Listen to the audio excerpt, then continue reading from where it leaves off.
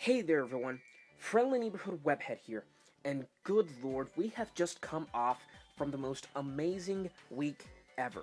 Seriously, we just came back from the most awesome gauntlet of Kingdom Hearts 3 news ever. I think we can basically say that E3 was the Kingdom Hearts 3 show. It was definitely, the central place for Kingdom Hearts 3 to shine, and it did so. It passed with flying colors, and now that E3 is over, I just want to take a moment to discuss some of the most important details regarding the information and the trailers that were shown to us of Kingdom Hearts 3 at E3. And well, just sit back, relax, and, just enjoy this little refresher that I'll give you for all of those who did see the news and for all of those who are out of the loop. So then, let's get down to business and start discussing. Okay, so first off, the most awesome thing of all of this is that we finally have a release date. After all this time, after all these years of waiting, we finally have a deadline that we can all look forward to when it comes to finally having Kingdom Hearts 3 in our hands. I cannot be happier.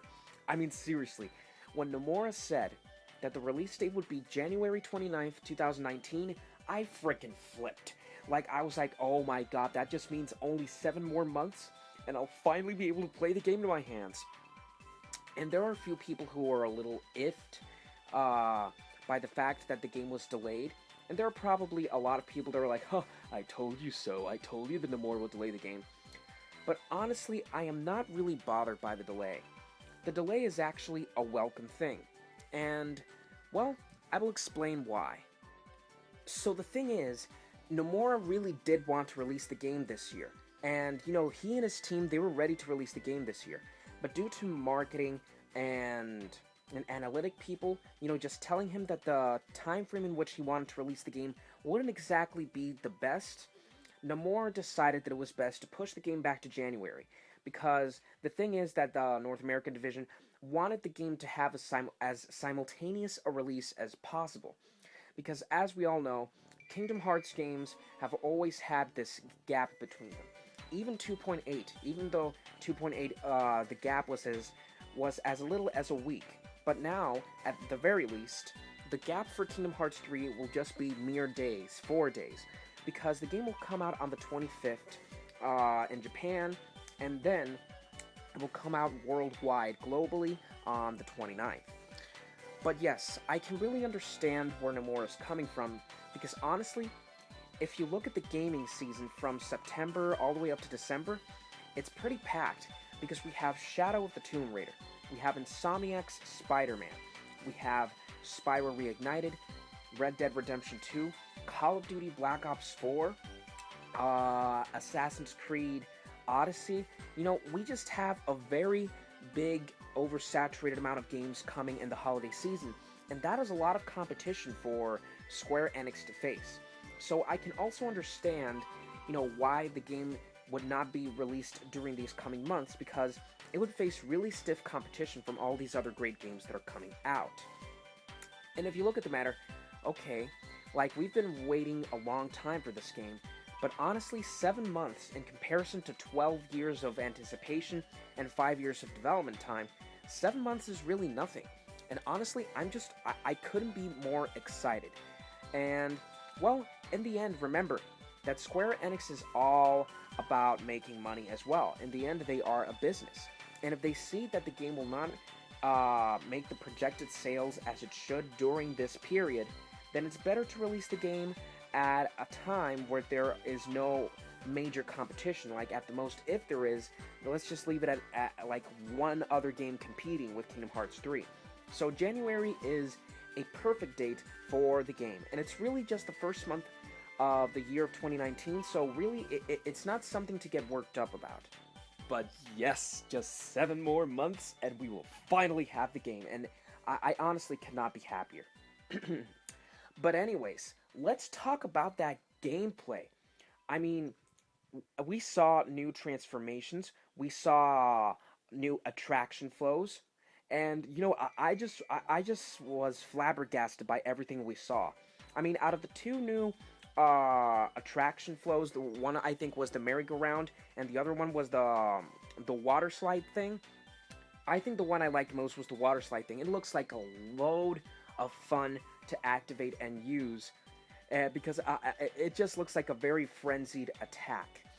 And when it comes to transformations, I really, really dig that the ice skating, ice spike form that Sora was, using against the Heartless. It looked very stylistic, and it really melded well with Arendelle, the style of the world.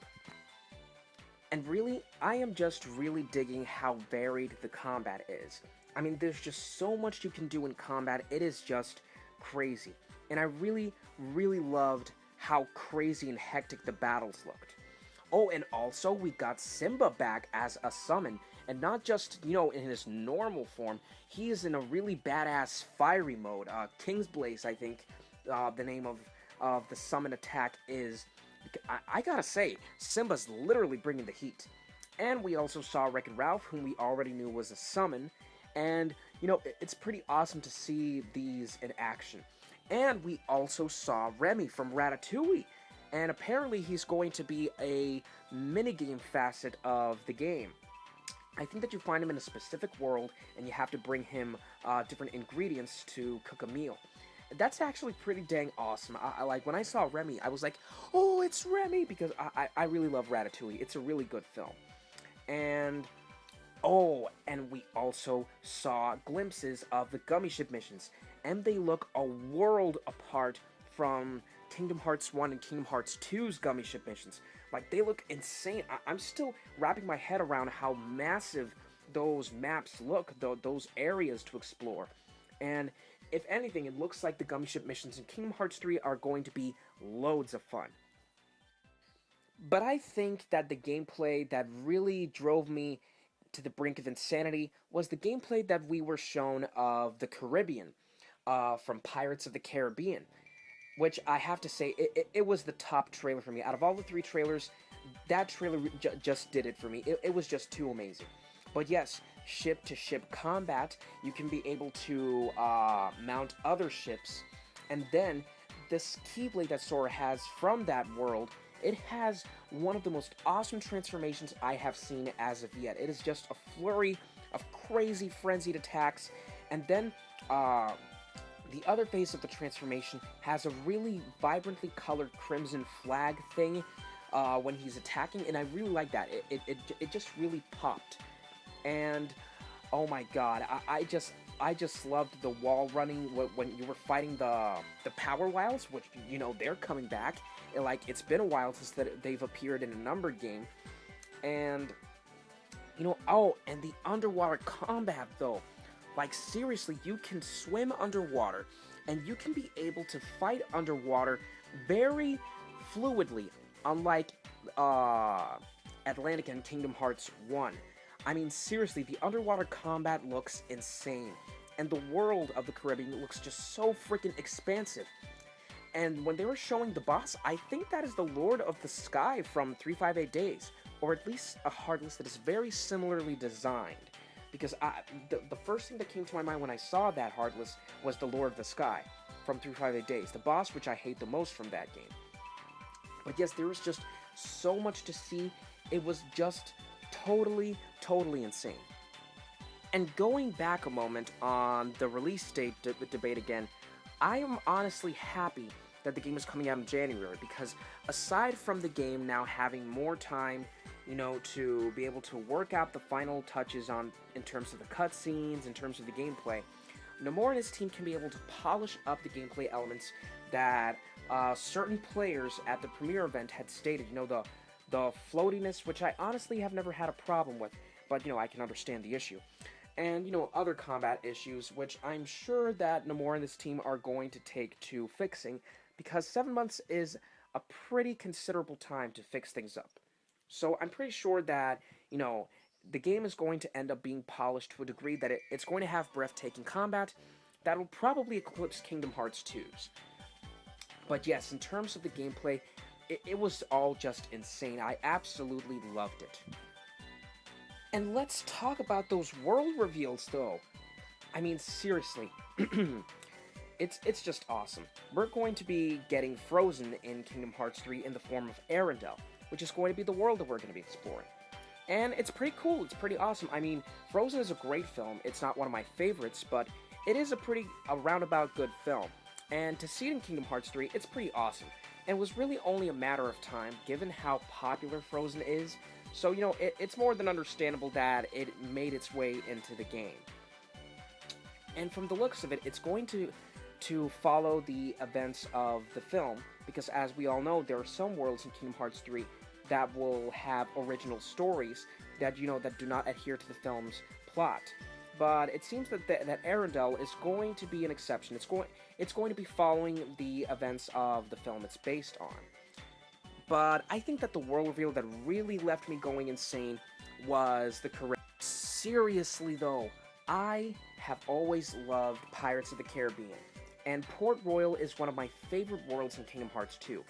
And after having played through Port Royal, I always wished that Pirates of the Caribbean would return to the Kingdom Hearts series, and I always thought that it would be awesome if it returned in Kingdom Hearts 3, and my wish came true.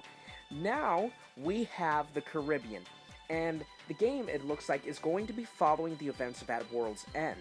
And I always speculated that it would either follow Dead Man's Chest or At World's End. It's interesting that they skipped Dead Man's Chest, but I'm sure, I mean, the fact of the matter is, we're getting At World's End, and that means we're going to relive that epic Maelstrom battle from the film, and that, that is just amazing.